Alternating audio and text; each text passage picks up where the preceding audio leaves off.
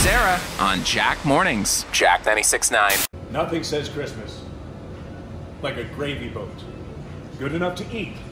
Damn it, I want to go for a swim, but I can't because I need to present this magical Merry Christmas joy to revelers out there.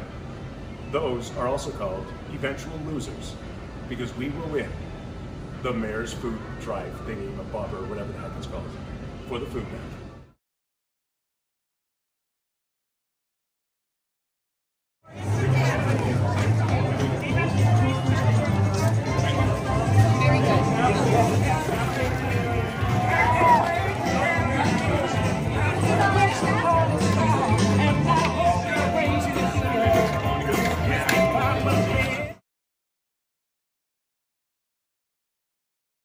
It's the Gravy Boat Rock. Join in if you know the words, everybody. A 5, 6, 7, 8. Gravy boat rock. Turkey wing dip and stir in a pot.